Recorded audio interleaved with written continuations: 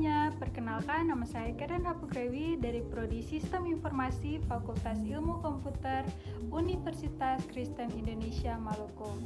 Di sini saya akan membuat tugas video dengan mata kuliah Interaksi Manusia dan Komputer. So, stay tune.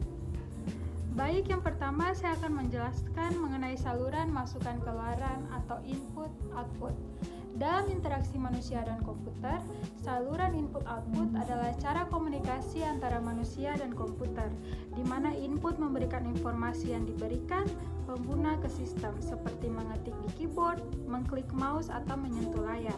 Sedangkan output adalah informasi yang diberikan sistem kepada pengguna, seperti tampilan visual di layar, suara dari speaker, atau getaran pada perangkat.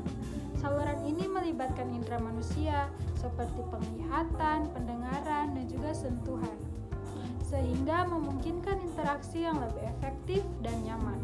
Dalam interaksi manusia dan komputer, penggunaan saluran ini sangat penting karena menentukan kemudahan penggunaan sistem serta kualitas pengalaman pengguna. Yang kedua, saya akan menjelaskan mengenai perbandingan kecakapan relatif antara manusia dan komputer. Perbandingan kecakapan relatif antar manusia dan komputer menunjukkan bahwa keduanya memiliki keunggulan yang saling melengkapi. Manusia unggul dalam hal seperti intuisi, kreativitas, adaptasi, pengenalan pola, pengambilan keputusan yang tidak pasti, namun cenderung tidak konsisten dan bisa melakukan kesalahan.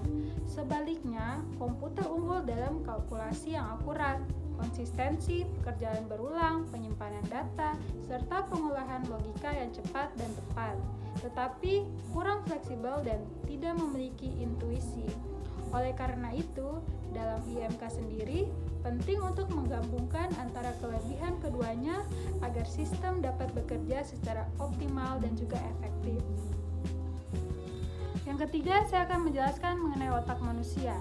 Di dalam interaksi manusia dan komputer, otak manusia berperan sebagai pusat pengolah informasi yang menerima input dari indera, kemudian memprosesnya melalui proses kognitif seperti persepsi, perhatian, dan memori, lalu menghasilkan respons berupa tindakan atau keputusan. Cara kerja otak ini menjadi dasar dalam merancang sistem interaktif, karena desainer harus menyesuaikan tampilan dan fungsi sistem dengan kemampuan serta keterbatasan kognitif manusia, seperti kapasitas memori yang terbatas dan kebutuhan akan informasi yang jelas serta mudah. Yang keempat, saya akan menjelaskan mengenai memori manusia. Sebagian besar kegiatan manusia berhubungan dengan memori atau ingatan manusia, seperti saat manusia selalu mengingat semua yang terjadi. Memori manusia berisi semua pengetahuan dari urutan perilaku, memungkinkan seseorang melakukan tindakan yang berulang, menggunakan bahasa, menggunakan informasi yang baru diterima melalui inderanya, mengidentifikasi dengan menggunakan informasi yang pernah diterima dari pengalaman masa lalu. Bagaimana memori manusia bekerja, bagaimana kita mengingat daftar aturan dalam memainkan suatu permainan, dan mengapa seseorang mempunyai kemampuan mengingat lebih cepat daripada yang lain. Memori adalah bagian kedua dari model manusia sebagai sebuah sistem pengolah informasi. Secara umum ada 3 jenis atau fungsi dari memori. Yang pertama adalah tempat penyaringan atau sensor, kedua tempat memproses ingatan atau memori jangka pendek, yang ketiga atau yang terakhir adalah memori jangka panjang. Baik, selanjutnya saya akan menjelaskan mengenai pemecahan masalah. Di dalam interaksi manusia dan komputer atau IMK, pemecahan masalah adalah proses yang dilakukan pengguna saat berinteraksi dengan sistem untuk mencapai tujuan tertentu, seperti menemukan informasi atau menyelesaikan tugas. Proses ini biasanya melibatkan pemahaman terhadap masalah, memiliki langkah atau strategi, serta mengevaluasi hasil dari tindakan yang dilakukan. Di dalam IMK sendiri, desain antarmuka harus mendukung proses ini dengan menyediakan navigasi yang jelas, konsistensi tampilan, dan umpan balik yang baik agar pengguna tidak mengalami kebingungan.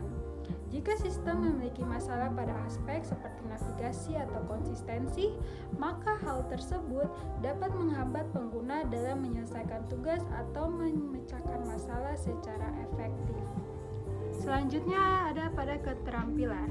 Aktivitas berketerampilan dicirikan oleh yang pertama adalah penggumpalan atau chunking.